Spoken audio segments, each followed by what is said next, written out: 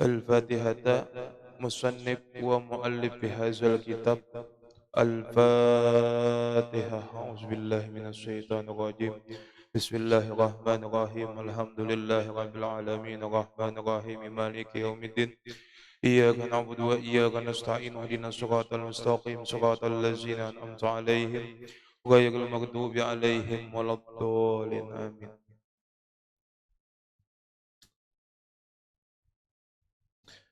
Assalamualaikum warahmatullahi wabarakatuh.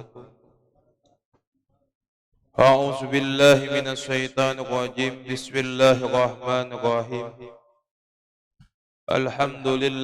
Alhamdulillahi rabbil alamin. Wassalatu wassalamu ala asyrafil anbiya'il mursalin sayyidina wa maulana Muhammadin wa ala alihi wa sahbihi wa barik wa sallim. Rabbi shrah li sadri wa yassir li amri wahlul 'uqdatam min lisani yafqahu qawli. La haula wala quwwata illa billahil aliyil azim. Allahumma habibna ala sayyidina Muhammadin sallallahu alaihi wasallam. Allahumma asrif qalbana amma sarabtahu anna. Amin ya rabbal alamin. Alhamdulillah, alhamdulillah, segala puji dan puja kehadirat Allah yang mana masih memberikan kepada kita semua taufik hidayah serta inayahnya sehingga masih dipilih dan terpilihnya kita semua berkumpul berjumpa di majlis ini, yang mana mudah-mudahan majlis ini dipenuhi keberkahan dan rahmat dari Allah Subhanahu wa taala. Dan salawat dan salam selalu tercurah dan tertuju kepada Rasulullah sallallahu alaihi wasallam dan kepada keluarga beliau, sahabat beliau, zuriat beliau, dan kepada orang yang mengikuti beliau sampai hari akhir nanti. Halaman 335. Minggu yang telah lalu disebutkan di dalam kitab ini tanda orang yang beriman kepada nama Allah Al-Muhsi, yaitu hal keadaannya akan membuahkan sesuatu perilaku, yang mana perilaku itu hal keadaannya mempersiapkan akan beberapa macam. Setidaknya itu 8 keadaan. Yang pertama, ketika menghadapi kematian, agar malaikat maut mencabut dengan wajah yang manis. Sebagaimana Rasulullah sallallahu alaihi wasallam menyebutkan, yaitu yang artinya orang yang hal keadaannya di saat sakaratul maut ingin rohnya dicabut daripada jasadnya dengan lembut, dengan wajah malaikat yang manis, diantaranya yaitu memelihara salat 5 waktu. Dan yang kedua, yaitu hendaklah dia memperbanyak doa, yang mana doa itu minggu yang telah lalu, Allahumma inni alal maut wa hawwinhu alayya. 1. Memelihara sembahyang salat 5 waktu. Yang kedua, memohon kepada Allah. Yang ketiga, sebagaimana sabdanya Rasulullah, akhbarani Jibril alla ilaha illallah unsul muslimin inda mautihi wa biqabri wa hinna yakhuzu min qabrihi, yang artinya telah menghabarkan kepadaku oleh Jibril bahwasanya la ilaha illallah adalah teman atau penghibur seseorang muslim ketika mati dan dalam kubur dan ketika keluar daripada kubur. 1. Memelihara salat.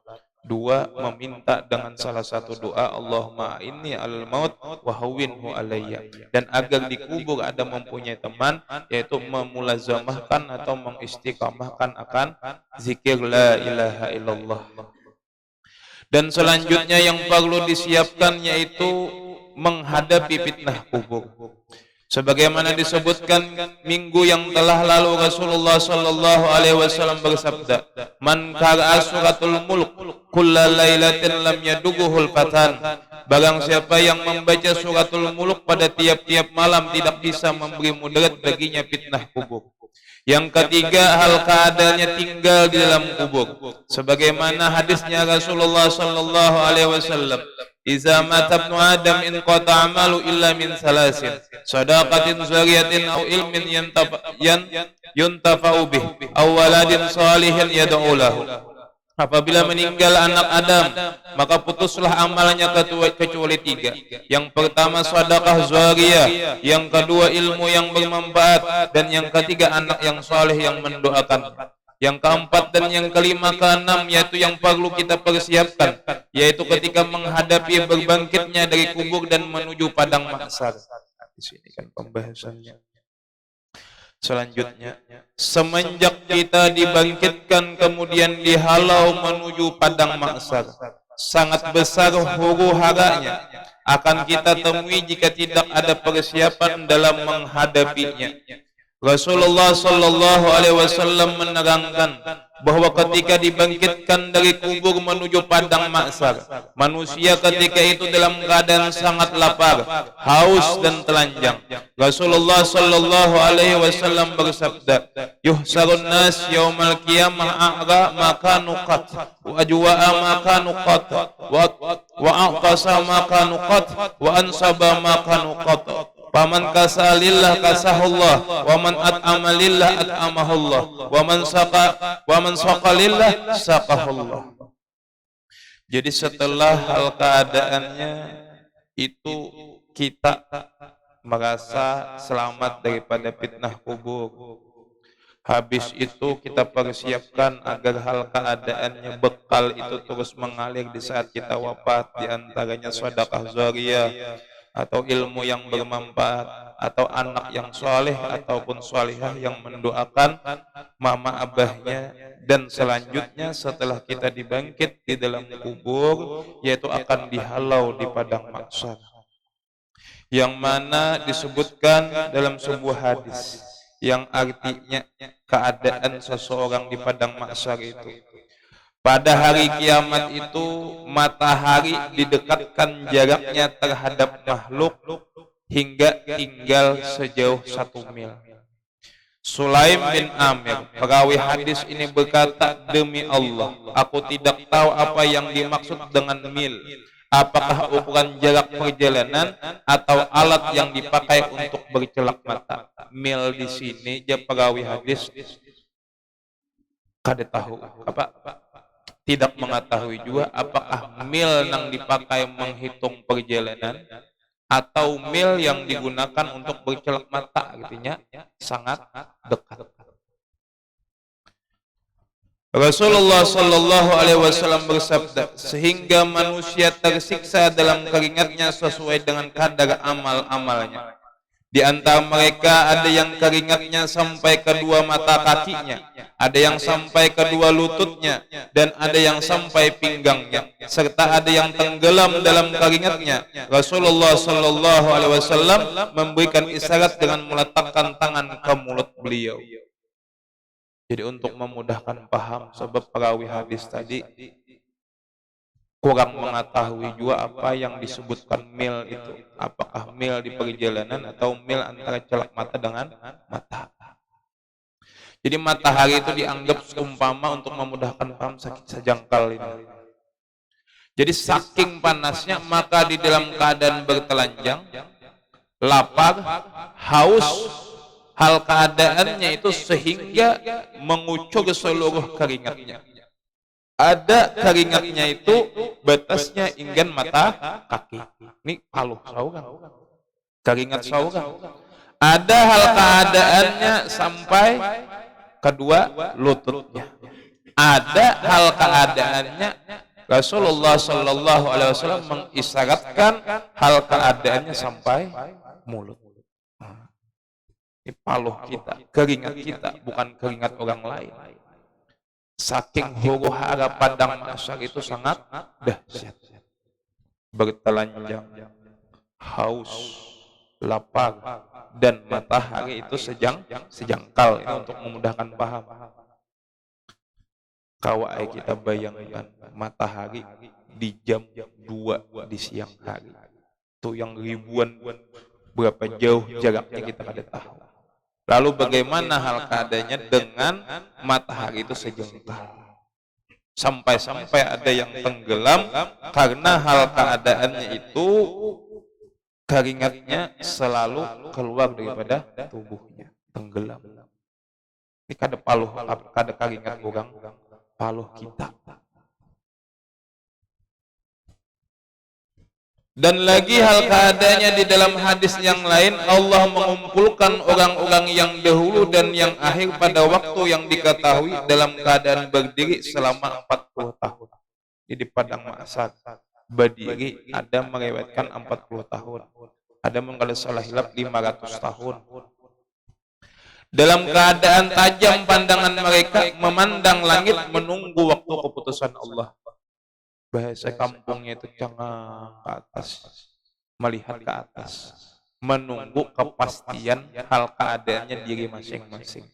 Matahari sejengkal dan keadaan lapar, keadaan haus dan bertelanjang. Bahkan disebutkan hal keadaannya saat itu dikumpulkan mulai zaman Nabi Adam sampai hari kiamat.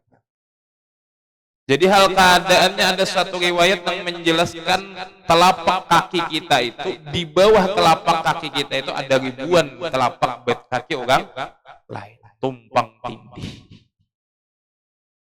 Ini betis kita. Di bawah betis kita ini ribuan betis orang. Itu padang mahsyar.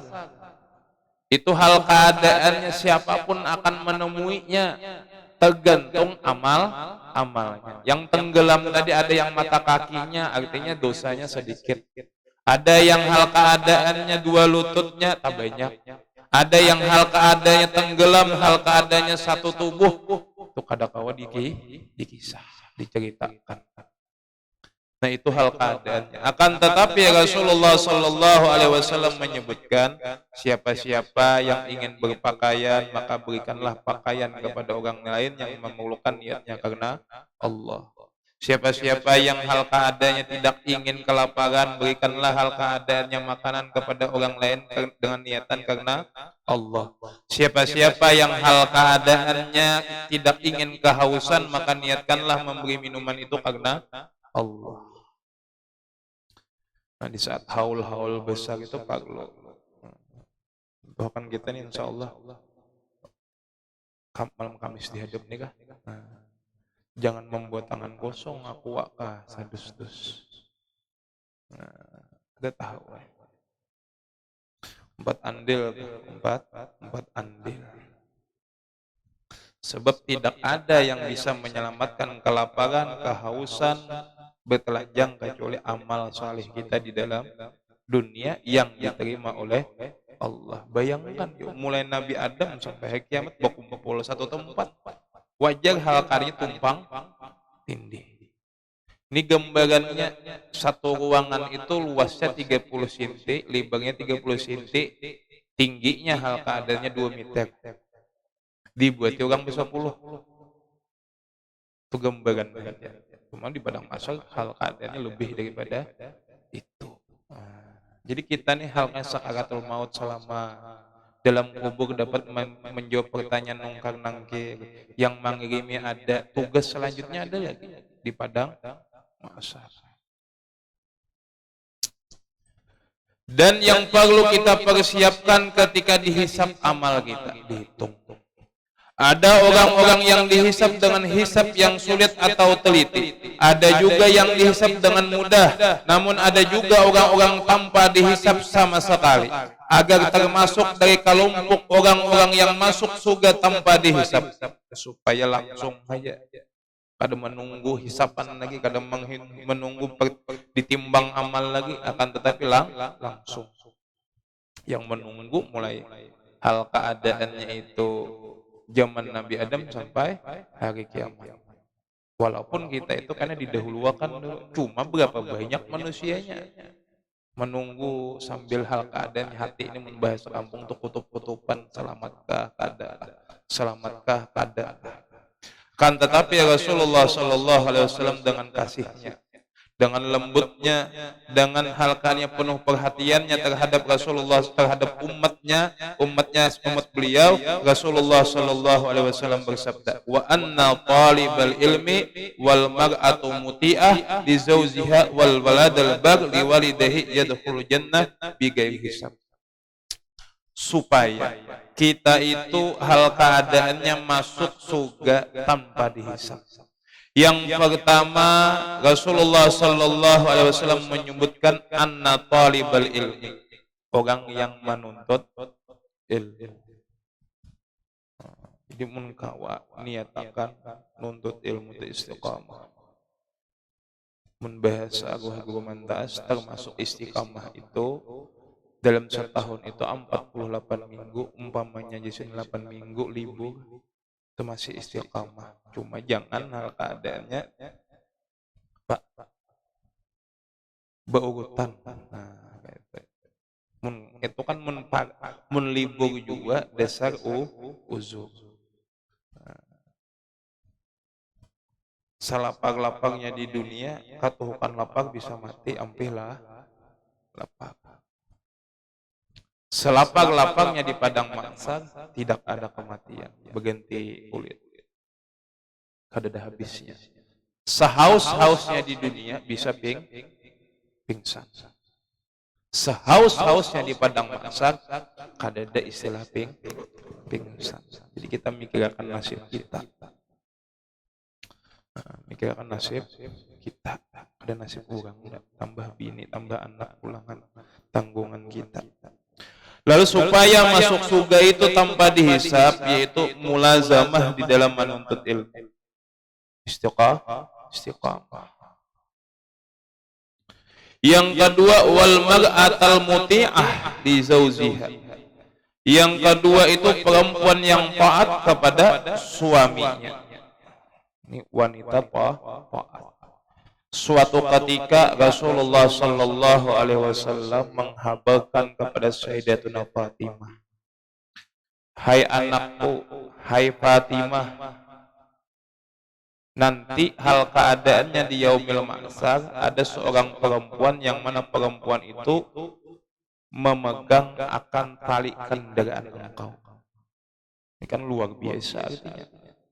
Di saat Sayyidatuna Fatimah itu melalui titikan Shiratul Mustaqim, itu tidak ada satu seorang pun yang boleh memandang beliau karena kehormatan beliau. Orang yang dapat memegang tali kekang kendaraan Sayyidatuna Fatimah itu otomatis orang yang luar biasa. Ini catatan tadi, ini orang yang luar biasa. Jangan dibandingkan ke lain dulu. Lalu Sayyidatuna Fatimah berkata, "Siapa ya Rasulullah?" Itu ada seorang perempuan yang berada di ujung kampung yang bernama Muti'ah. Nama beliau pun Muti'ah. Lalu Rasulullah sallallahu alaihi wasallam memerintahkan Sayyidatuna Fatimah untuk berkunjung, untuk silaturahmi. Lalu Sayyidatuna Fatimah membawa anak beliau, enggak diingat Sayyidina Hasan enggak, Sayyidina Husain enggak, intinya anak Sidin. Dibawa ke sana, diketuk rumah Muti'ah tadi, Sayyidah Pak Muti'ah tadi, lalu mengucapkan Assalamualaikum, lalu dijawab Waalaikumsalam. Lalu ada suara di dalam, siapa di luar? Nah, bedanya ada langsung buka. Aku Sayyidatuna Fatimah. Terkejutlah hal keadaannya perempuan yang beruntung tadi. Lalu dengan siapa engkau? Takon pulang, lawan siapa? Dengan anakku. Lalu jadi Sayyidah Muti'ah tadi, laki ulun saat ini hal keadaannya dalam keadaan perang. Dan ulun kada diizini untuk berjumpa dengan seorang laki-laki. Jadi Sayyidatuna Fatimah ini anak-anak, walaupun itu anak-anak. Lalu Sayyidatuna Fatimah, oh bahasa kita sesuai, cocok, Pak Asian. Ingatkan ini orang yang hal keadaannya berjalan dengan hubungan Sayyidatuna Fatimah. Lalu hal keadaannya berkata Sayyidah Fatimah, mun kaitu bahasa kampungnya, ku antar dahulu anakku ke rumah, karena aku kembalilah lagi. Setelah diantar anak beliau, lalu Sayyidah Fatimah kembali, Sayyidah Mutiah menunggu, lalu mengucapkan salam, lalu dipersilahkan masuk. Apa kabar? Lalu Sayyidah Fatimah, aku membawa kabar bahwasanya Rasulullah Shallallahu Alaihi Wasallam ini menyebutkan engkau yang nanti di yaumil mahsyar yang memegang tali kekang kendaraanku. Apa amalmu? Amalmu apa? Wiridmu apa? Lalu di saat perbincangan tadi, hal keadaannya Sayyidah Fatimah melihat ada 3 benda. Satu lap, yang kedua cambuk, dan yang ketiga gunting. Sambil malu Sayyidah Mutiah menceritakan, kebiasaan ulun, perbuatan ulun apabila suami ulun tuh bulik daripada pekerjaannya, gawiannya, hal keadaannya letih, hal keadaannya lapah, hal keadaannya tubuhnya penuh dengan keringat. Di saat dia masuk ke dalam rumah, maka ulun lap seluruh tubuhnya. Mempersiapkan. Catatan, surga itu mahal. Surga itu sesuatu yang berkualitas.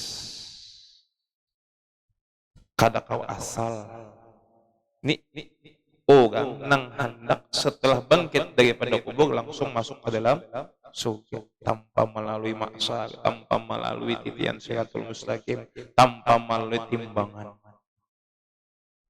Lalu hal keadaannya, ku persilahkan duduk yang Sayyidah Mutiah tadi akan suamiku, dan ku persiapkan makanan, ku jamu, ku berikan minuman, ku berikan makanan, ku persilahkan. Lalu hal keadaannya di saat ia selesai makan, selesai minum, hal keadaannya aku bertanya, bagaimana masakanku? Bahasa kita nyamanlah, lezatlah, enaklah. Seandainya tidak lezat, seandainya tidak enak, maka engkau hal keadaannya silahkan mencambuk tubuhku. Jauh bermamai. Tong juga masakannya, karena itu ada seperti itu. Lalu Sayyidah Fatimah bertanya, apakah pernah hal keadaannya suami mau mencambukmu? Dijawab oleh Sayyidah Mutiah, kada pernah. Di saat aku menawarkan hal kayak demikian, beliau selalu memelukku, datang disapu, datang dipersiapkan, datang disambut. Silahkan duduk, banyu siap, apa segala macam siap. Tahu aja tuh artinya apa nang diperlukan laki. Cuma catatan, ini perempuan yang ingin selamat di yaumil mahsyar. Ya paling kada kan ini tadi orang nang menuruti tali kekangnya Sayyidah Fatimah, paling kada di bawah inilah. Lalu hal keadaannya itu, apa gunanya gunting itu pulang? Tadi kan lap, anduk, cambuk, dan gunting. Di saat malam hari, aku bertanya kepada suamiku, adakah hari ini ucapanku atau lisanku hal keadaannya yang menyakiti hati engkau? Jikalau ada, silahkan engkau potong lidahku, ini guntingnya. Masya Allah. Wajar.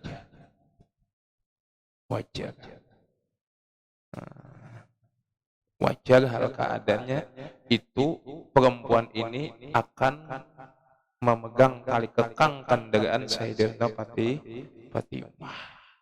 Kan di padang mahsyar itu bila orang tuh hebat, maka yang mendampinginya pun hebat juga. Lain di dunia bisa aja nggak hebat, nang didampingi Pak, yang diirit hebat, nang mendampingi Pak, bisa aja. Mun di akhirat hebat semua. Itu tadi. Bahkan ada lagi diceritakan ada seorang perempuan yang mana perempuan itu hal keadaannya di saat menyiapkan makanan, inya pun belum makan, lalu hal keadaannya setelah dipersiapkan melihat lakinya, suaminya tidur. Sambil memegang talam, berdiri menunggu suami bangun daripada tidurnya. Jauh sama sekali makan dulu. Itu tuh. Menunggu beberapa jam. Ini kan ulun menceritakan perempuan-perempuan yang beruntung. Gitu. Agar apa? Bukan membanding-bandingkan. Akan tetapi hal keadaannya kita ini maunya apa? Kita ini keinginannya apa? Hal keadaannya tujuan hidup kita ini apa?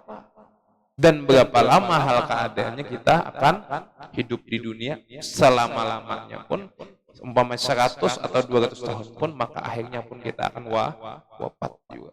Pasti menemukan akan keadaan bagaimana sakaratul maut, bagaimana menghadapi nungkar dan nangkir, bagaimana hal keadaannya di dalam kubur menunggu hari kiamat, bagaimana hal keadaannya menghadapi yaumul mahsyar, bagaimana menemui hal keadaannya timbangan, titian siratul mustaqim dan lain sebagainya.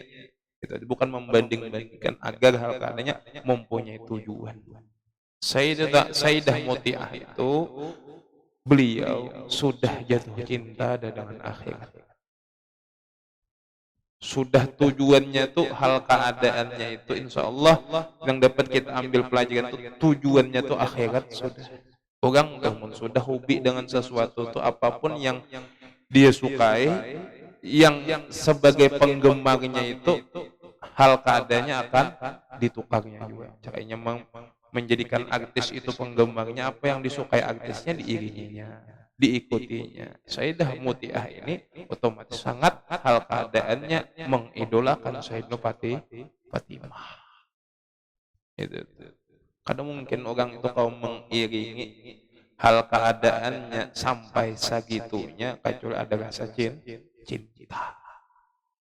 Kenapa kita kadang kepingin? Ya wajah kita ada cinta. Itu jawabannya. Kita ini mencintai apakah ada tahu juga. Sampai cintai akhirat, kada juga. Sampai cintai dunia, kada juga. Saya sadar aja pacangan mati. Nah, cuma belum hal keadaannya mempersiapkan. Nah, bangun sang suami tadi, ya kenapa juga yang laki aku ikam kada menggagak. Biasanya kada membangunkan, kada, karena aku tidak ingin mengganggu tidurmu. Jauh sama sekali bisa punya tahu debau ya jauh sama sekali itu. Nah, keadaan itu jauh sama sekali. Jadi kita ini memikir-mikirkan. Seandainya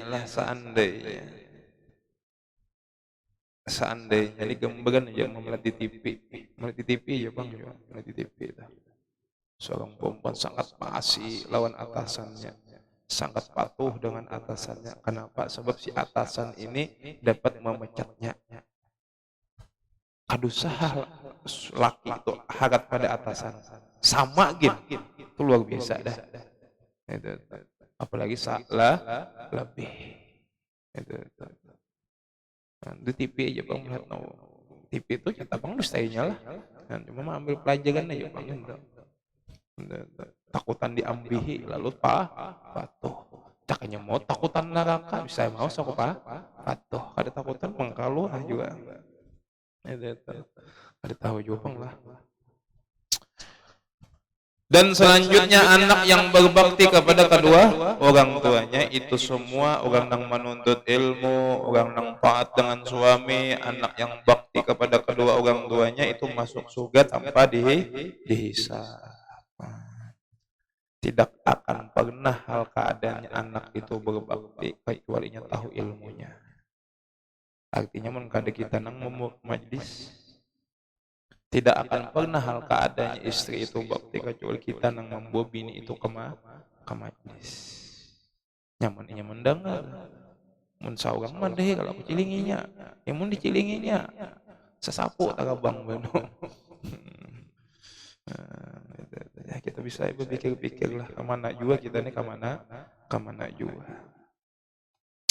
Dan selanjutnya yang kedelapan, yang tanda orang yang beriman dengan nama Allah Al-Muhsi, yaitu mempersiapkan ketika menghadapi titian Shiratul Mustaqim. Inilah akhir huru-hara untuk fitnah dan penentuan. Jika kita tidak ada persiapan, kita akan gugur ketika menyeberangi Shiratul Mustaqim. Rasulullah sallallahu alaihi wasallam bersabda, asbatukum ala sirati asaddukum hubba li ahlil baiti. Artinya orang yang paling tetap di atas Shiratul Mustaqim adalah orang yang paling cinta kepada ahlil baitku. Buka halaman 326. Yang kelima, tanda seseorang itu mencintai zuriatnya Rasulullah sallallahu alaihi wasallam. Tanda seseorang itu mencintai zuriatnya Rasulullah sallallahu alaihi wasallam, baik yang alim ataupun yang jahil. Halaman 326. Yang saleh atau yang fasik dari mereka.